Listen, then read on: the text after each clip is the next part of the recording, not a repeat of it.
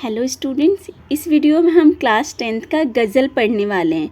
गज़ल अरबी साहित्य की प्रसिद्ध काव्य विधा है और इसके कवि हैं, लेखक हैं माणिक वर्मा जी। इनका जन्म हुआ था 1938 को उज्जैन मध्य प्रदेश में और इनका परिचय है हास्य व्यंग्य के सशक्त हस्ताक्षर माणिक वर्मा जी वाचिक परंपरा में प्रमुख स्थान रखते हैं। आपके व्यंग्य बड़े ही धारदार होते हैं। आपकी गज़लें बहुत ही प्रेरणादायी होती हैं और इनकी प्रमुख कृतियाँ हैं गज़ल मेरी इबादत है, आखिरी पत्ता ये गज़ल संग्रह है, आदमी और बिजली का खंबा, महाभारत अभी जारी है, मुल्क के मालिकों जवाब दो आदि। और ये जो पद्य लिखा गया है इसके संबंध में बताया गया है कि प्रस्तुत गज़ल के अधिकांश शेरों में वर्मा जी ने हम सबको जीवन में निरंतर मतलब हमेशा लगातार अच्छे कर्म करते हुए आगे बढ़ने के लिए प्रेरित किया है या फिर आगे बढ़ने की प्रेरणा देते हैं। गज़लकार ने संदेश देते हुए कहा है कि अपने रूप रंग से सुंदर दिखने के बजाय हमें अपने कर्मों से सुंदर दिखना आवश्यक है। पहली पंक्ति है, आपसे किसने कहा स्वर्णिम शिखर बनकर दिखो। आपसे किसने कहा स्वर्णिम शिखर बनकर दिखो, शौक दिखने का है तो फिर नींव के अंदर दिखो। गज़लकार कहते हैं कि व्यक्ति को सुनहरे रंग का शिखर बनकर दिखने की कुछ भी ज़रूरत नहीं है। व्यक्ति को दिखावे की क्या ज़रूरत, उसे तो अपने कर्म के द्वारा स्वयं अपनी पहचान बनानी चाहिए, खुद ही अपनी पहचान बनानी चाहिए। यदि व्यक्ति को दिखावा करना अच्छा लगता है या फिर दिखावा करने का इतना ही शौक़ है तो उसे नींव के अंदर स्वयं को रखकर देखना चाहिए। यानी व्यक्ति को शिखर पर सुनहरी चमक की भांति दीप्तिमान होने के बजाय नींव को मजबूत करने का कार्य करना चाहिए। व्यक्ति कर्म से ही पहचाना जाता है, दिखावे से नहीं। ये जो गज़लकार है पहली पंक्ति में बता रहे हैं। दूसरी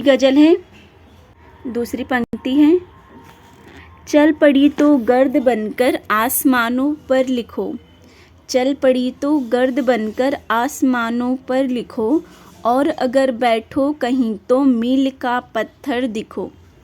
गज़लकार कहते हैं कि गर्द अथवा धूल, मिट्टी हवा के झोंकों के साथ आगे ही आगे चल पड़ती है। गर्द क्या करती है, हवा के झोंकों के साथ जब हवा बहती है तो उसके अंदर धूल मिट्टी भी अपने आप हवा के झोंकों के साथ आगे ही आगे चल पड़ती है, यहाँ तक कि वह ऊंचे आसमान में भी फैल जाती है।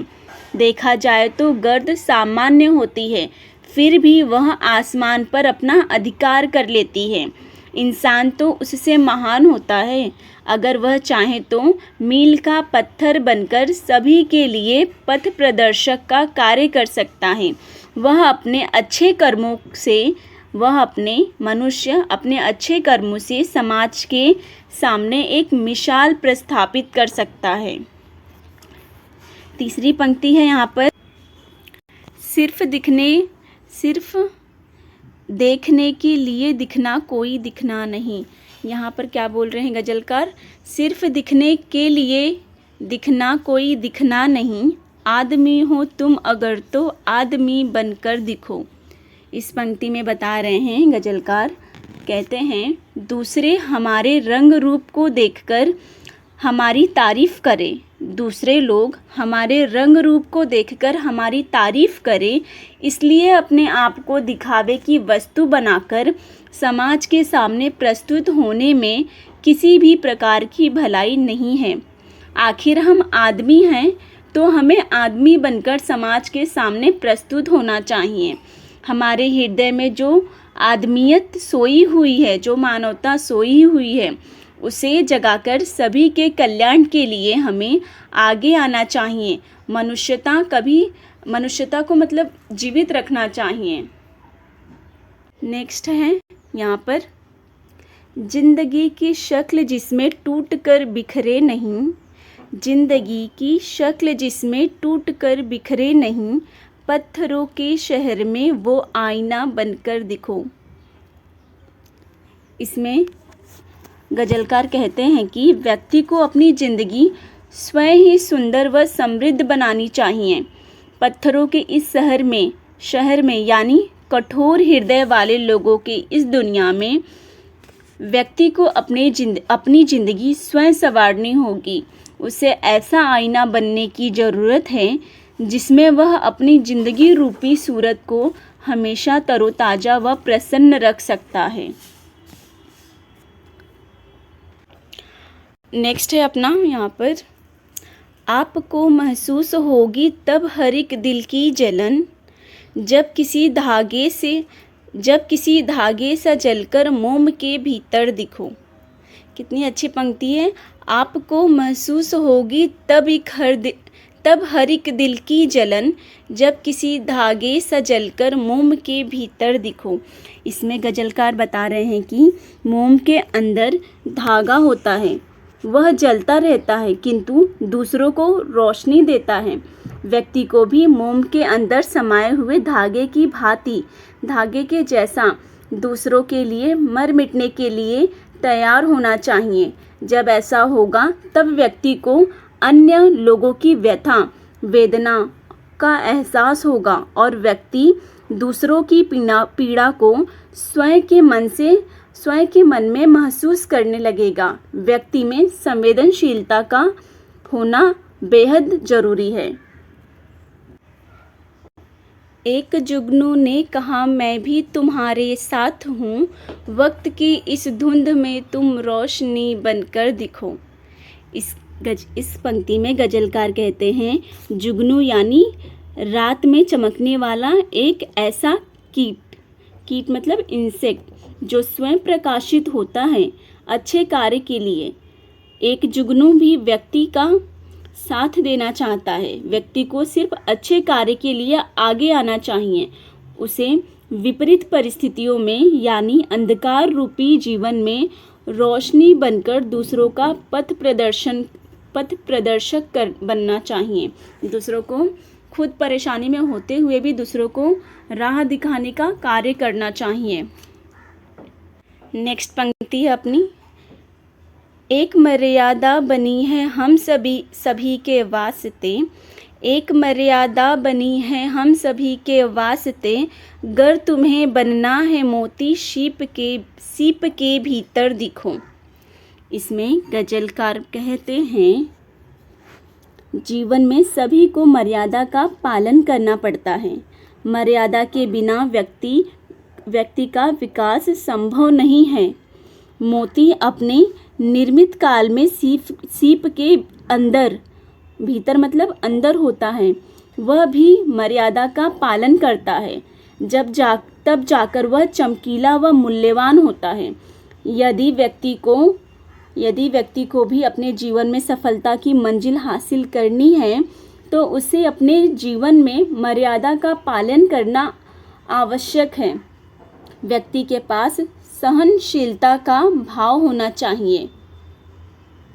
नेक्स्ट है यहाँ पर, डर जाए फूल बनने से कोई नाजुक कली, तुम ना खिलते फूल पर तितली के टूटे पर दिखो। इसमें गज़लकार कहते हैं कोमल कली फूल बनने से डर रही है। उसे पता है कि फूल बनते ही तितली उसका रसपान करने के लिए आ जाएगी। उससे अपनी रक्षा करने में वह असमर्थ है।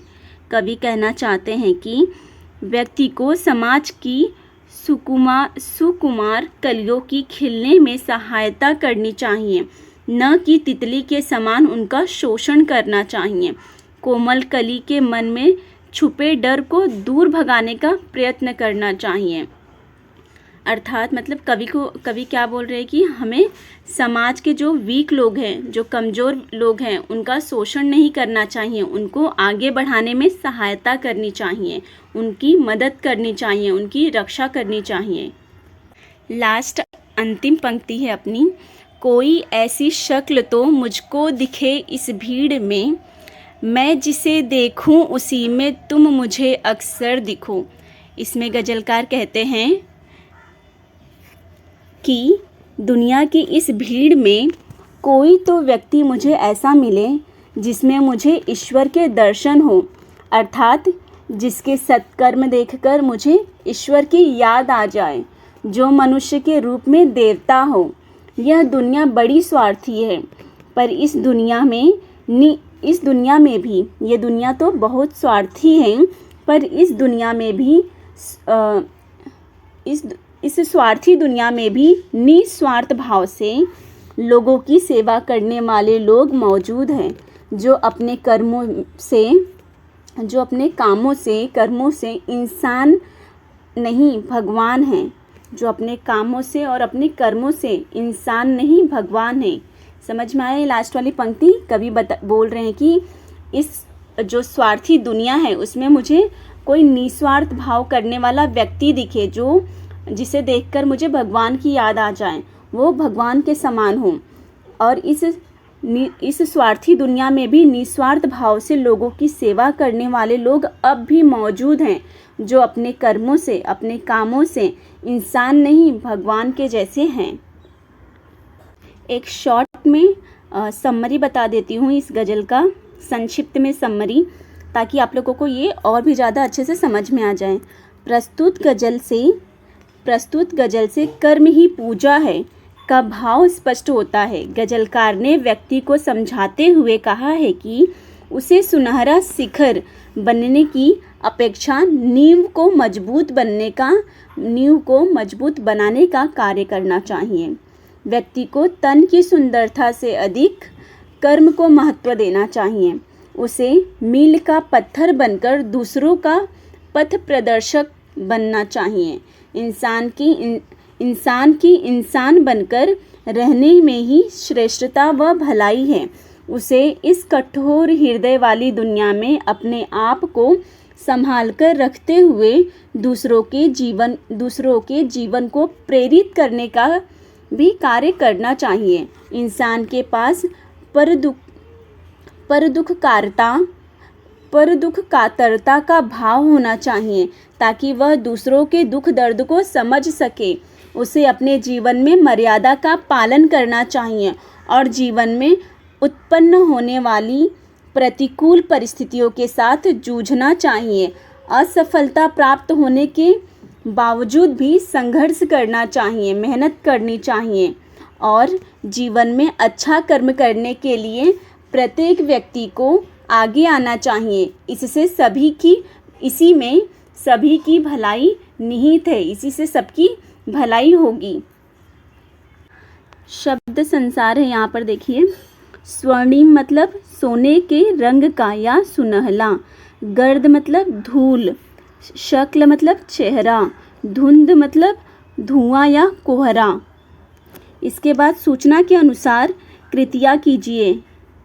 स्वाध्याय थोड़ा करेंगे हम लोग यहाँ पर। सूचना के अनुसार कृतियाँ कीजिए। गजल की पंक्तियों का तात्पर्य क्या है? पहला पंक्ति है नींव के अंदर दिखो। नींव के अंदर दिखो, इस पंक्ति का तात्पर्य है नींव के पत्थरों की तरह कुछ ऐसा काम करना चाहिए जो इस पूरे समाज को सुदृढ़ता और मजबूती दे सके। दूसरा है आईना बनकर दिखो। इसमें क्या बताया गया है कि विपरीत परिस्थितियों में भी, इस पंक्ति में बताया गया है कि विपरीत परिस्थितियों में भी व्यक्ति को अपनी जीवन रूपी सूरत को हमेशा तरोताजा व प्रसन्न खुश रखना चाहिए। दूसरी कृति है यहाँ पर मनुष्य से अपेक्षाएं। इसमें पहला है यहाँ पर मील का पत्थर बनकर सभी के लिए पथ प्रदर्शक का कार्य करना चाहिए। और दूसरा है आदमी बनकर समाज के सामने प्रस्तुत होना चाहिए। तीसरा प्रश्न है देखिए यहाँ पर, जिनके उत्तर निम्न शब्द हो, ये सब शब्द हो, ऐसे प्रश्न तैयार करना है। पहला है भीड़, तो प्रश्न कैसे तैयार कर सकते हैं? गजलकार किसमें शक्ल ढूंढ रहा है, तो भीड़ में उसका आंसर हो जाएगा। दूसरा है यहाँ पर जुगनू, रात में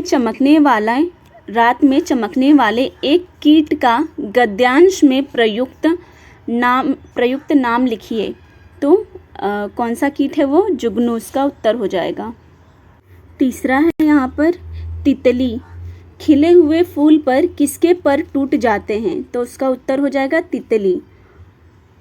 पांचवा प्रश्न है लास्ट वाला यहाँ पर, चौथा, आसमान। इसको कैसे लिखना है इसका प्रश्न? गर्द कहाँ पर फैल जाती है? तो उसका उत्तर हो जाएगा आसमान। यहाँ पर चौथा प्रश्न यहाँ वाला देखेंगे, ये निम्नलिखित पंक्तियों से प्राप्त जीवन मूल्य लिखना है। पहला है आपको महसूस और भीतर दिखो। ये वाली जो पंक्ति है इसमें बताया गया है कि व्यक्ति में संवेदनशीलता का होना बहुत ज़्यादा ज़रूरी है। व्यक्ति में संवेदनशीलता का होना बेहद ज़रूरी है। दूसरी पंक्ति है यहाँ पर, कोई ऐसी शक्ल मुझे अक्सर दिखो। ये वाली जो पंक्ति है इसमें जीवन मूल्य क्या है? पर दुख कातरता एवं परोपकार से बढ़कर अन्य कोई धर्म नहीं है। इसका जीवन मूल्य क्या है इस पंक्ति का? पर दुख कातरता एवं परोपकार से बढ़कर अन्य मतलब दूसरा कोई धर्म नहीं है। पांचवा है यहाँ देखिए, कृति पूर्ण करो। गजल में प्रयुक्त प्राकृतिक घटक पूछा है इसमें। तो फर्स्ट में क्या आएगा? गर्द और पत्थर, ठीक है, गर्द पत्थर। दूसरा है आसमान न है ये। तीसरा है नींव, रुक जाइए यहाँ पर, दो हो गया। और दो प्राकृतिक घटक क्या है? पहला हम लोग यहाँ पढ़े, देखिए यहाँ पर मार्क करके बताती हूँ। पहला लिख दीजिए गर्द, दूसरा पत्थर, तीसरा आसमान और चौथा प्राकृतिक में तितली या फूल लिख सकते हैं आप लोग। उसके बाद कवि के अनुसार ऐसे दिखो। कैसा दिखना है कवि के अनुसार? मील का पत्थर बनकर दिखो, आदमी बनकर दिखो। कवि के अनुसार कैसा दिखना है? मील का पत्थर बनकर दिखना है, आदमी बनकर दिखना है और आईना बनकर दिखना है। मोम के भीतर धागे सा जलकर दिखना है। मोम के भीतर धागे सा जलकर दिखो, रोशनी बनकर दिखो। इतना सारा कवि ने अपनी गज़ल में बताया है।